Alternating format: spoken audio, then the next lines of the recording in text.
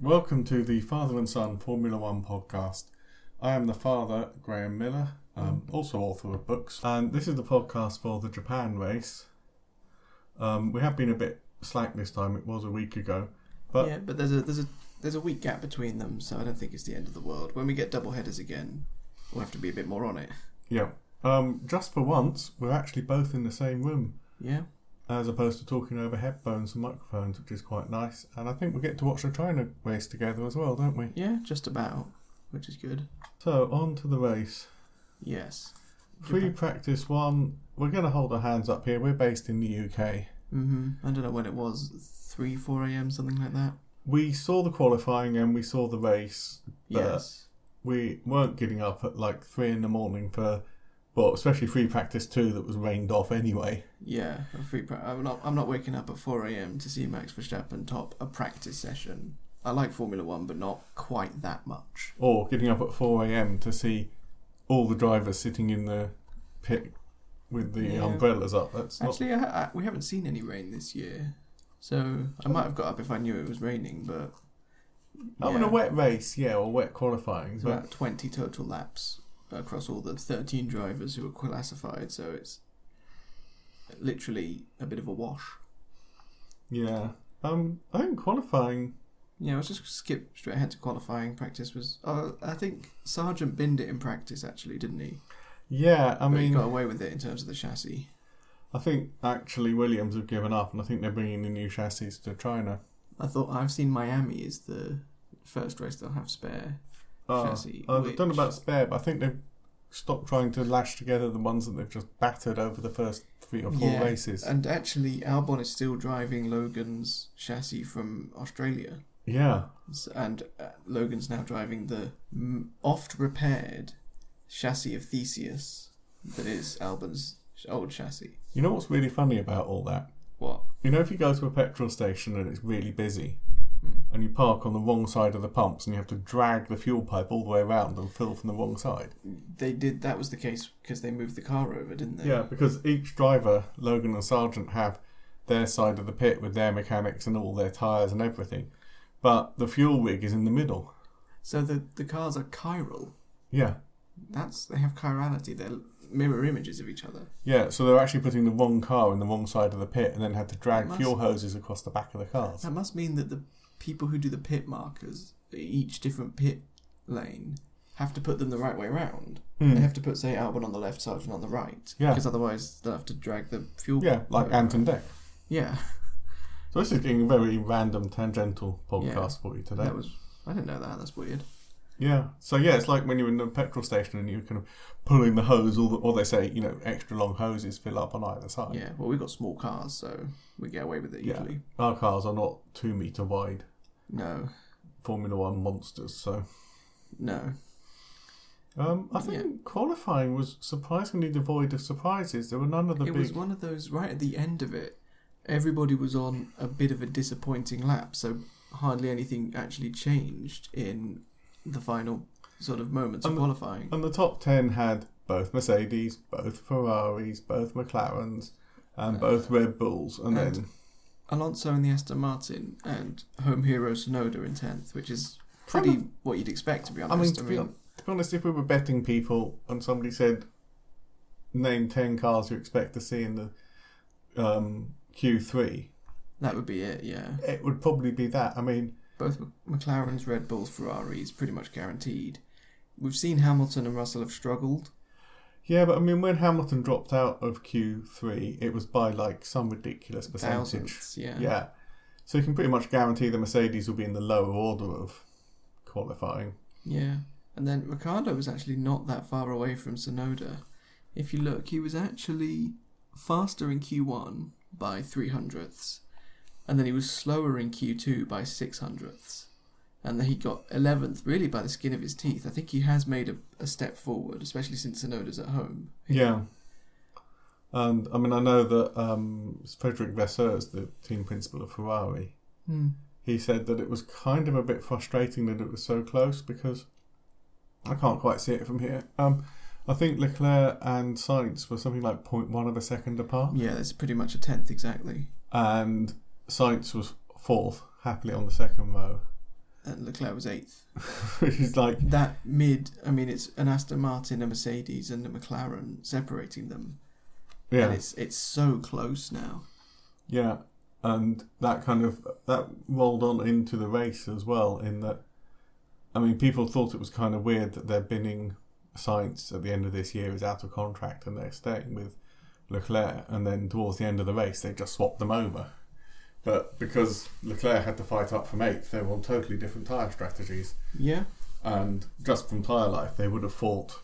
And it's just pragmatism. I mean, Yeah. Leclerc is not going to be... He's he understands the situation, so he's not going to be sort of bullheaded about it. And if they went at unlike some other certain drivers. Is that Max you're circling with your mouse Yeah, there? I remember Brazil when he didn't let Perez through. But that was even, yeah. That was after the championship. There was no reason whatsoever. But I mean, everybody from the team principal downwards at Ferrari would have known that if Charles and Carlos had got into it and duked it out in a proper wheel-to-wheel fight, there's two things for certain. One, Carlos Sainz would have won because his tyres were fresher. And he was a better driver.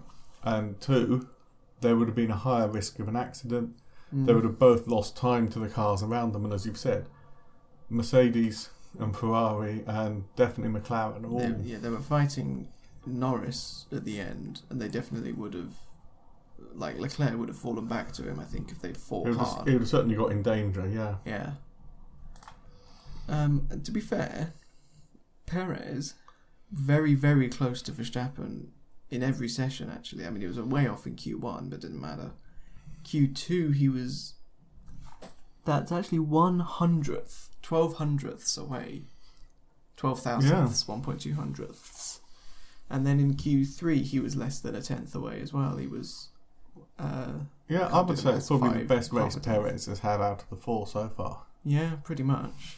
I mean, he's definitely, maybe, I don't know quite what's changed, but he's there as the wingman now, number 2 driver. Yeah.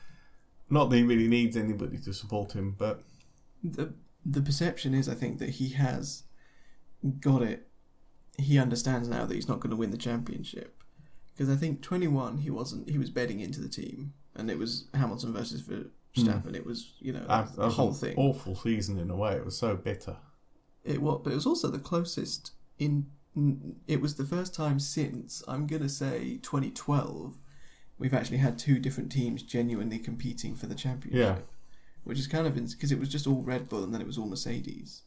And then there was one exciting year that obviously... The crossover, yeah. Ended how it did. And then it's just back to Red Bull. It's a bit like, oh, well... Yeah. But then in the subsequent years, I think Perez kind of thought this is his chance and he could win the championship because he had those...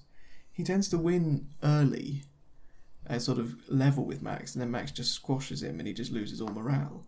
Yeah. But I think this season he's gone, I'm here to help Max win the championship and help Red Bull get the constructors and get as many wins as I can before I retire. I've always thought the kind of psychology of your Perez or your Bottas, or to show my age, your Barrichello or your Massa. Massa had a title run at one point, to be fair. Oh, yeah. Who am I thinking of? Not Massa, but yeah, those kind of, like, your second string drivers. On the one hand, you could argue they're one of the 20 to 30 best drivers in the world. Yeah. Because they've made it to Formula One. And, like, the second string... Like, Marcus Ericsson was flattened by Leclerc. He was always at Sauber. He was a midfield, kind of a nothing driver. He went to IndyCar and won the Indy 500 on pure merit. Yeah. Like, they're not And actually, bad at all. even in terms of the grid of 20, Perez... has got more race wins and points than probably at least half of them. I mean, definitely, yeah. But what always I find fascinating is the fact that they must know that they're not quite World Championship material.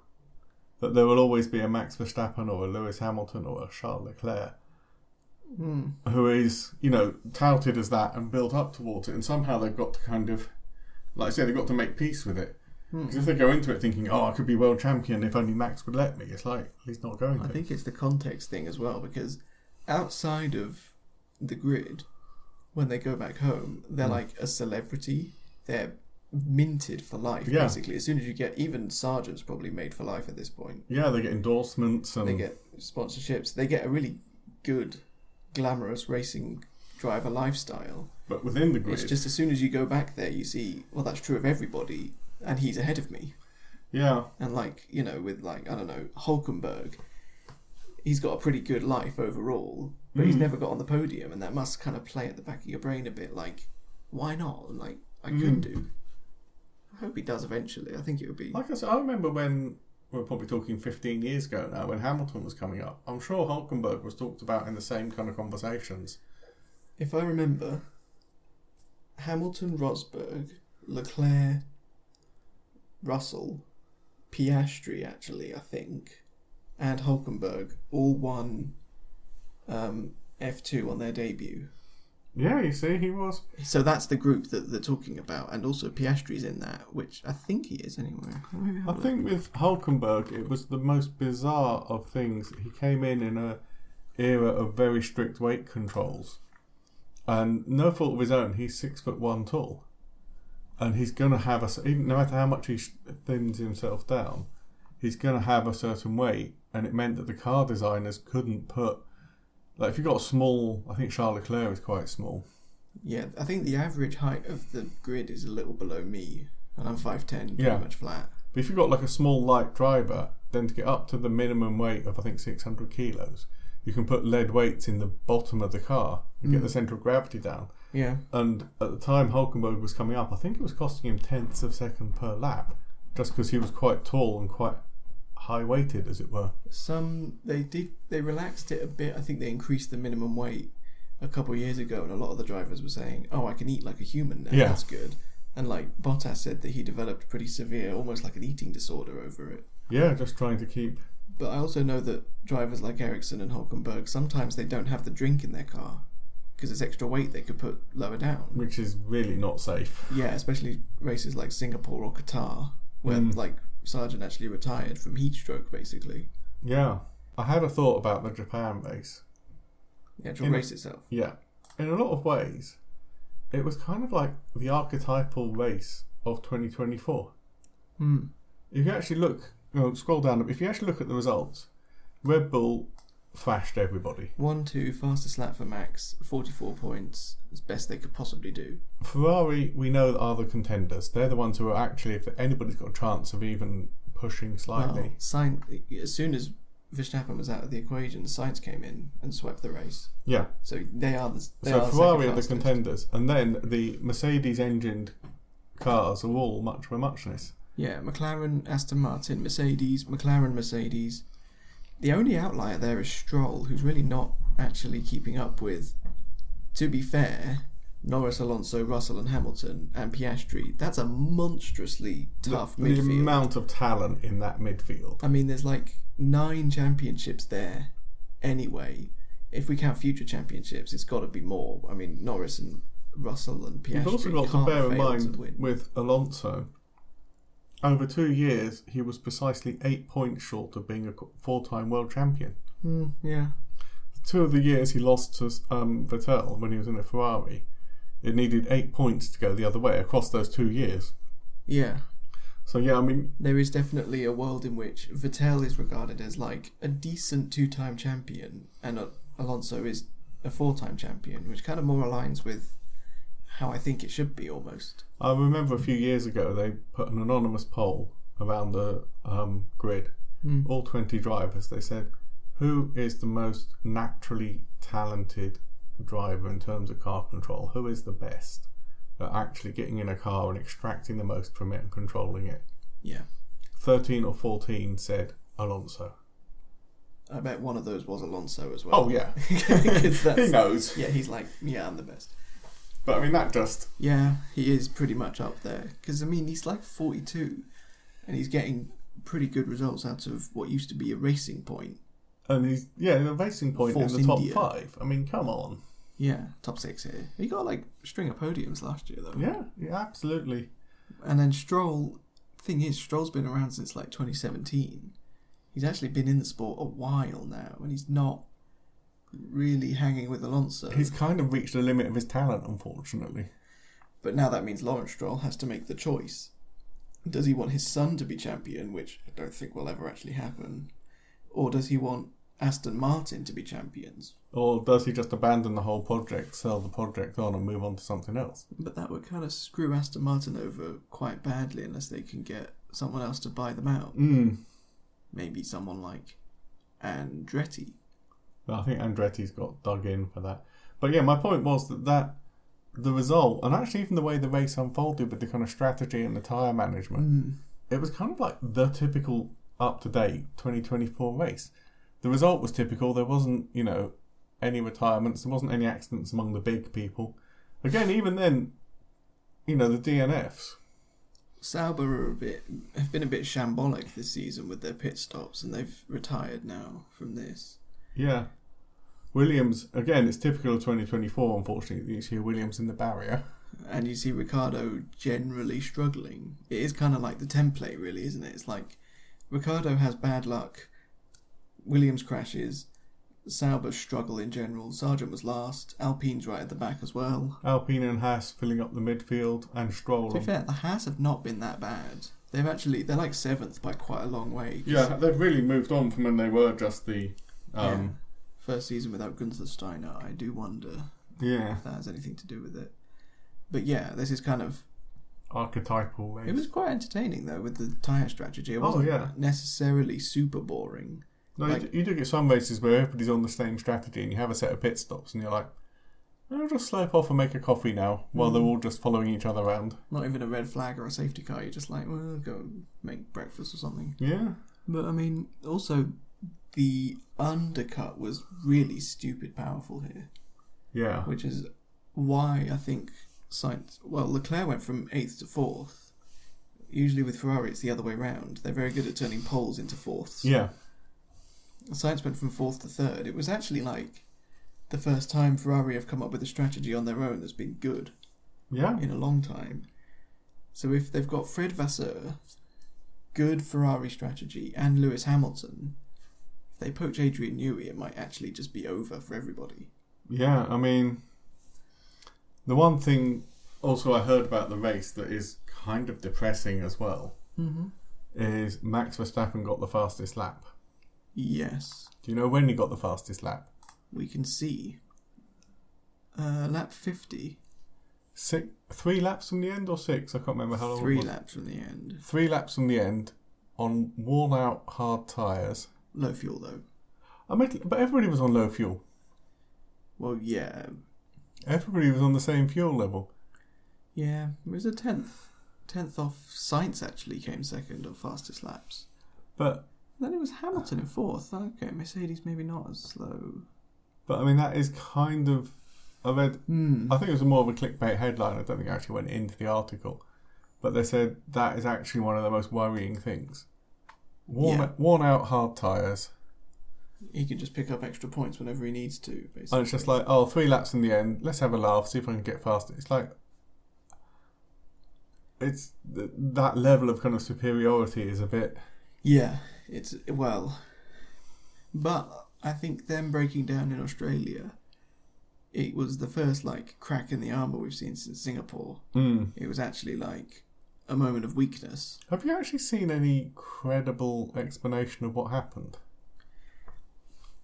Well, Max himself, and I think the official team stance on it is, I think whichever brake blew up, his right rear stayed on. Yeah. I don't know when it stuck on, because Max says it was from the lights. He was complaining. He was complaining about the rear end sort of moving around, which if one of the wheels is would that affect it? Yeah, because the back right would be dragging slightly. So it would be sliding around a bit. Yeah. Surely it would be understeer because he wouldn't be able to get the power on the rear because it would be sticking. A little. It's hard to tell. I mean, in theory, they're so powerful it would probably just override the brake, to be honest. Yeah. It would feel weird. I mean, the brakes are powerful as well. It's hard to know. So the sort of pessimistic view is it was stuck on from the lights going out. And Sainz only got past because he had a problem. Yeah. The optimistic view is that it was Sainz was sticking with him. The brake stuck on when he sort of slid around and let Sainz through and then retired. Yeah. And the idea there is that on that track, Sainz was actually quicker than him on pace. Unfortunately, I think the first thing is probably... I think probably what happened is, for whatever reason, it stuck on. And as he went through the first 2 or 3 laps, being hot, everything expanded and just stuck more and more until it caught fire. And then exploded in the pit lane. Yeah. Which was... It's a good thing it was on the actual entry and not in the pit lane going past. I know, because they're Red Bull, they don't go past anyone else, do they? Yeah, but you're right. Still, it was not a good... It was, yeah. But... So, yeah, I mean, I think it's looking like... I mean, I know it's silly after 4 races, but... Oh, we said it after like 3 races last year. Yeah. Yeah, another. But it did break, like, a streak. It broke a lot of streaks, points finishing and stuff. I think he's still not got the most points finishes consecutively. I think Hamilton still has that. Or did he have one break? He had like 2 low 40s. No, he had 2, I think a 31 and a 33, but I don't think Verstappen got to that quite. It's kind of hard to tell, actually. But while we're talking about Max, there was a story that Osaka are bidding to take over the race from 2030 from Suzuka. Yes. Which I can't see happening, because Suzuka is kind of... It's the Asian version of Spa or Monaco. It is iconic. Yeah. And they said to Max, what do you think? Would you go to Osaka in 2030? And his cryptic answer was, I won't be here by then. Cryptic, yeah, sure. So, I mean, I always had this feeling that he wants to get a nice hatful of world titles and then give up and be a playboy. Yeah. I mean, he's got a stepdaughter now to look after. Is that one of the... what's the family name? Piquet's. Yeah, Kelly Piquet. Had a kid with, I think, Daniel Kvyat, weirdly. Yeah. And now... That's good. That's like a soap opera. It is, actually. He stole his teammate's girlfriend. And his actual daughter. But, yeah. I mean, there must have been a reason. I think it's a bit more complicated. Oh, it always is, but... Yeah. But anyway... Because, yeah, my theory is 2026, if Max wins this, he'll be on 4. If he wins 2025, which he probably will, he'll be on 5. That's like less people than have walked on the moon. Yeah. Sort of the GOATs. Well, that's like Fangio, it's really just Fangio, Hamilton, Schumacher. Yeah, that's it. And Verstappen. So if he enters that club, if the team isn't looking good for 2026, or even if 2025 he doesn't win, or if he struggles, or if it's just... If anything happens where he thinks, is it really worth it to get 6? I think he'll just jump ship. Yeah. And then that's kind of a blessing in a way. Because remember, there were lots of drivers, Vettel and Verstappen and Ricciardo during the Hamilton dominance years of 17 and 18. They probably could have picked up a title each if Hamilton hadn't been there. Yeah, and you look at the ages. If that does come to play, you're then looking at your Leclercs, your Norrises, your Russells. They'll all be peak. I mean... Late 20s, early 30s, absolutely peak driver. It will be Sainz, Leclerc, Norris, Russell, Piastri, the sort of new guard. They'll all be established, mature drivers, not getting old like Alonso and Hamilton. But I still think Alonso and Hamilton will still be fighting. Yeah. Because both of them will sniff another title if they could get it. But also, I mean, it's kind of like when they talked to Raikkonen about why he was signing up for was it Haas or Sauber? Sauber he went to. And he said, look, they pay me money to drive cars fast around tracks. It's fun. And the best first drive to survive. They had a big, montage at the end. All the drivers in the black room doing the Talking Heads interview. And they all say, it's the best sport in the world. It's a passion. It's where, greatness is made. And then it hard cuts to Kimi saying, it's more of a hobby for me, really. In that very sort of dour Kimi Raikkonen way. And that became such a big meme of, yeah, he just doesn't care. He's awesome. Right. Yes. Gossip. The big gossip. Yes. I don't know why. I think this is true. Mm-hmm. But I've heard a rumour. No, first half isn't a rumour. Audi are in the process of buying Sauber. Yeah, I think it's 25. I thought in 2026 it will be the Audi race team. Yes. And let me do some live research. I'll keep talking while you're typing. And I've heard a rumour that Audi wants Sainz to be team principal. Sainz to be lead driver. He could be lead strategy head, to be fair. Yep. And they want Hulkenberg to partner him. And somehow that just had the ring of truth. You know, Sainz would be about 30, 31 then. It's 26, yeah. Oh, it'd be late 20s. 2026. He's 29 now, Sainz. Yeah, he'll be in his early 30s, peak driver. Mm-hmm. Grab the team, make them world champions. Good solid wingman, again in Hulkenberg, we've already spoken about his skills. But that then puts Sainz in a really awkward position. Mm. Because if that is true, whoever gets in for 2025, have him for 1 year. And it'll be like, I think he expected to stay at Ferrari for 2025 and then jump straight to Saudi. Saudi F1 team. Oh god, that's a possibility though, isn't it? Yeah. Yeah, launch in 2026. Mm-hmm. Now, it's still just a rumour and I don't know why I think that is. But then now everybody's talking about Sainz to Mercedes. I've heard Sainz to Mercedes. Yeah. So originally, Mercedes, they basically had three options because there was a period of time where everybody was looking sideways at Verstappen, thinking he might jump ship because of the whole, done to death Christian Horner, Helmut Marko conflict. Yeah. There was Alonso as well, was a free agent, and then there's Sainz, and then there's also Andrea Kimi Antonelli. Yeah, who I think is a bit young. Doesn't that have to be 18 to? I think he might just have turned 18. Yeah.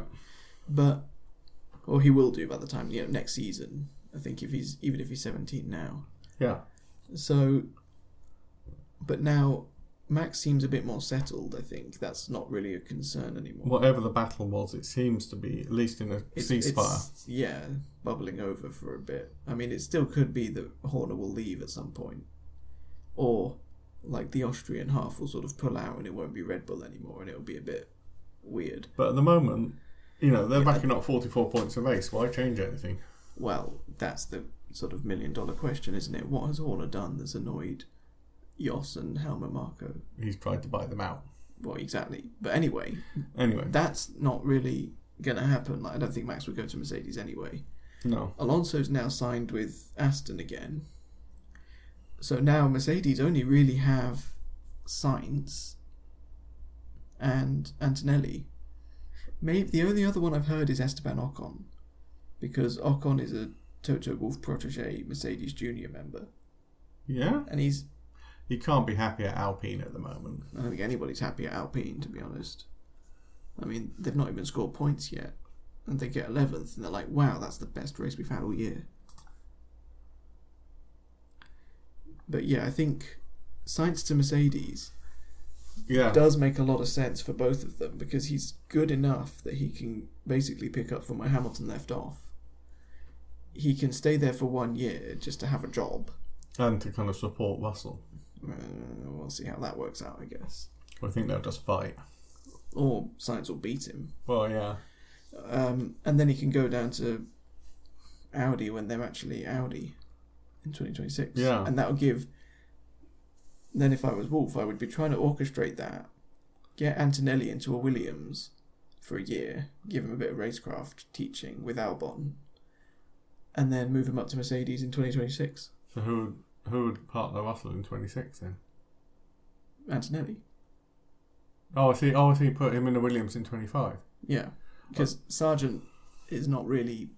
doing it. No, he's not really cutting the mustard. But then again, they want US sponsorship. Yeah. But they also want to win races. It is. That's the sort of fundamental problem. That's why you get drivers like Mazepin sneaking in every now and then. And like Stroll. Because, from when Kvyat entered in 2015 or 14... Yeah. All the way up until 2022 or 2021, whenever Mazepin stopped, there was always a Russian driver in Formula One. Yeah. Because the Russian government basically made it happen. Well, because they control the oil, yeah. Because there was, when Kvyat left, Sorokin came in for a year at Williams. Yeah. And then once Kvyat came back, Sorokin was gone. Then they invaded Ukraine and all bets were off. Yeah, now there's not, but... The one rumour I heard that makes a lot of sense is that Sainz wants to drive for Mercedes and Toto wants Sainz. But they're arguing about the fine print of the contract. Yeah. Like, how many years do they give Sainz? How long is he there for? How much does he want? He might value himself higher than Mercedes want. Also, I think it's an element of precedence in the race. Like, who's got the yellow T-bar, for want of a... Yeah, but also, like, strategy-wise, who gets in first for tyres and...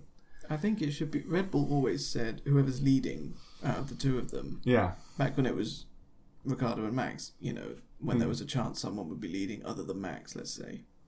Yeah. You know what's weird, though? What? They were only together for 3 seasons, like 16, 17 and 18. Yeah. And now this is Perez's 4th season. Yeah. So that makes Perez Verstappen's longest-lasting teammate. Well, yeah. Which is kind of weird, because you always think of Verstappen and Ricciardo. I still think with Prime Ricciardo, that was Red Bull's best lineup. Most evenly matched, anyway. Yeah. Like, Prime, late-breaking Red Bull Ricciardo was easily a match for sort of proto Verstappen. Not quite there yet. Not quite mature enough, yeah. Obviously now, this Ricciardo is struggling at RB and Verstappen is dominating because he's unlocked something. Yeah, we're just growing up a bit. Anyway, yes. Yeah, so it's like contract details and like that race with Vettel and Webber where they stole Webber's upgraded front nose to... Oh, and then he won and said not bad for a number 2 driver. You know, it'd be stuff like that they'll be arguing. Anyway, I expect by China we'll probably know. Probably several hours after this podcast goes out, knowing our luck. Yeah. And the other big news... Yes. ...is Andretti haven't got the memo and are leasing a factory at Silverstone round the corner from Aston Martin. Yeah, they just built a big facility at Silverstone and said it's for their bid to get into F1. It supports it. Yeah. Which I guess it's kind of... It's a point in their favour. Because if F1 say, oh, you haven't got the facilities or the manpower, they can go, that you can't say that. And also they must be so deep into this. I mean, putting a bid like that together, it's very expensive.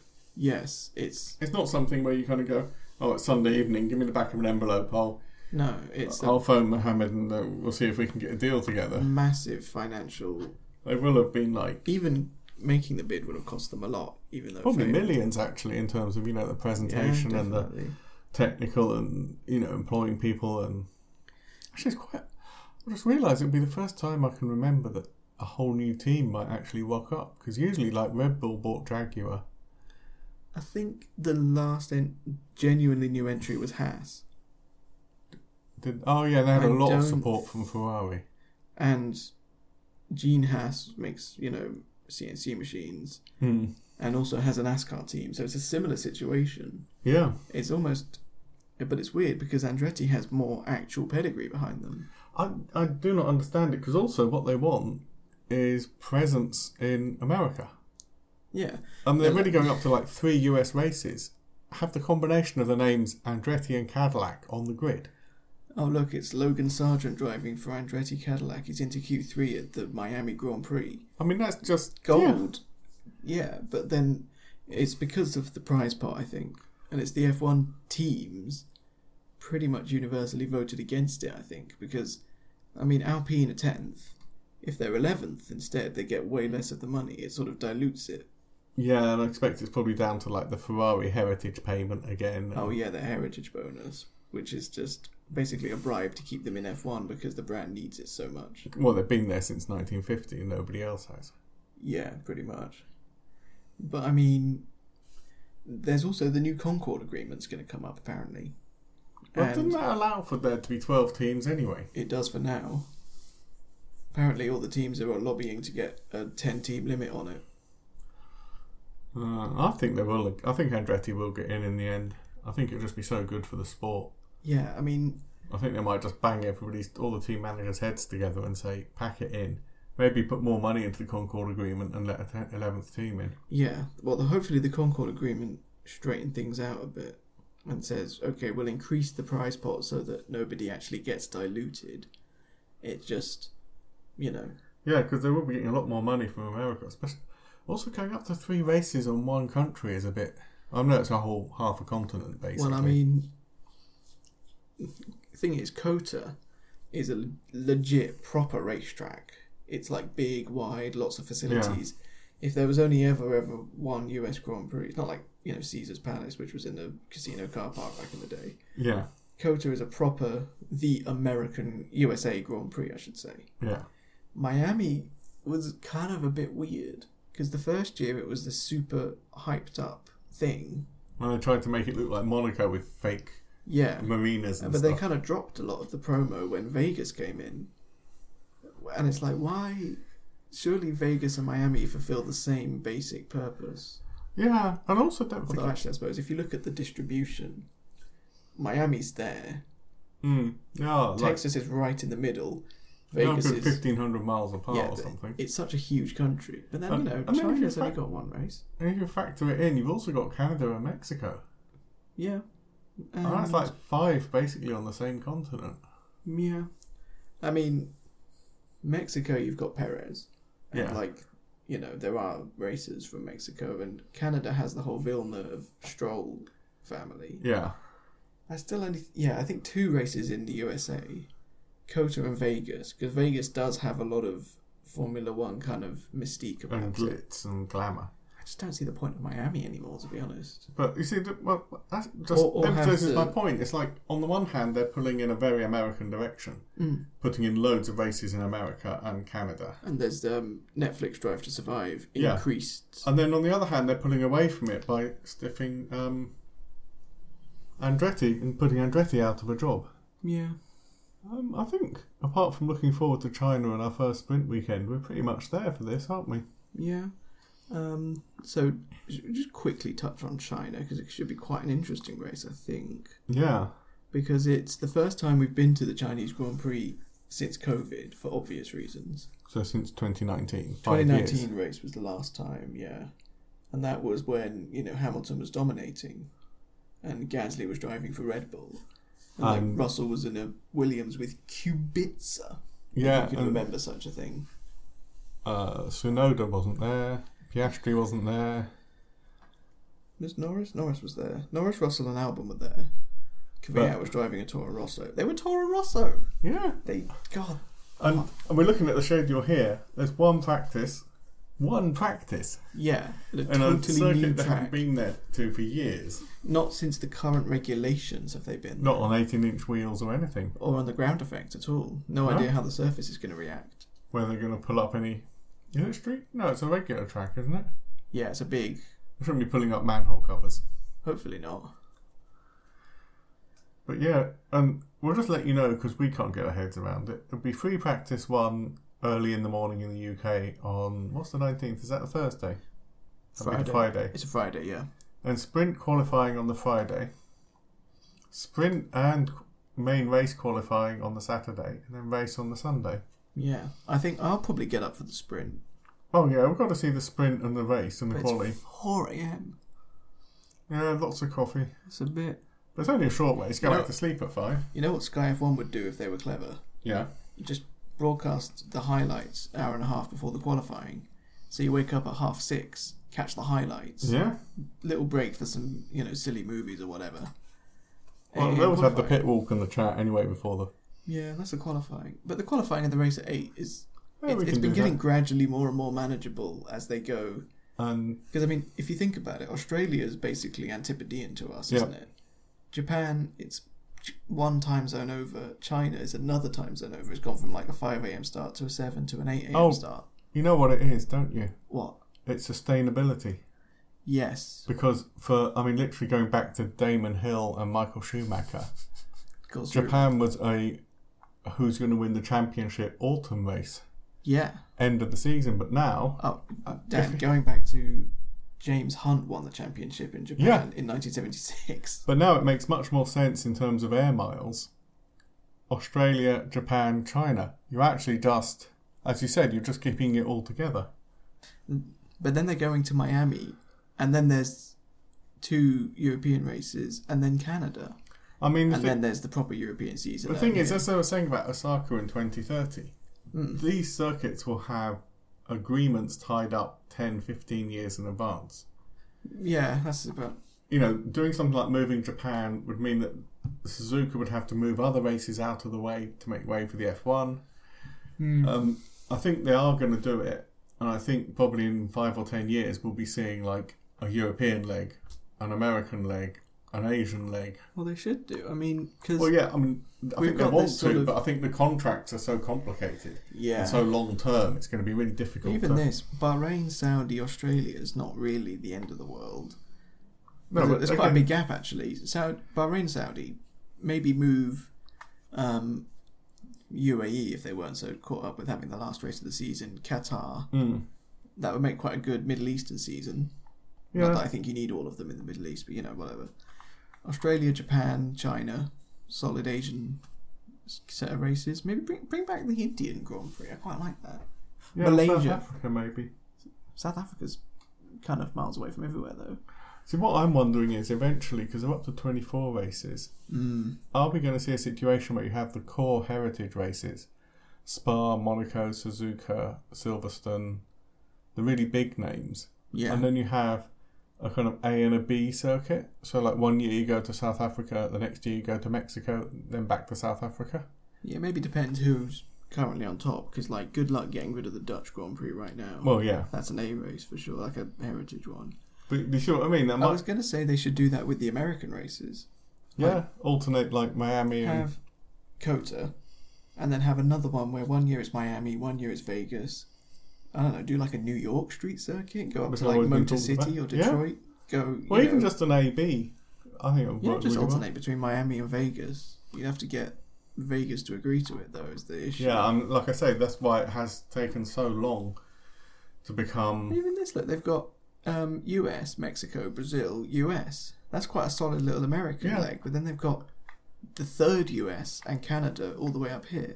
Like I say, I think they're moving towards it, and I think it will take probably 5 to 10 years for all the contracts to expire and them to book new contracts at different times of the year. That would also, it would bring it down to, I think the 20 to 21 races is pretty much the perfect amount. Yeah. Because when they moved up and they started doing triple headers, a lot of the people working in F1, the teams, were like, well, I'm not going to see my family for like 6 months now. Yeah. The summer break is not really enough. And it is a bit sort of...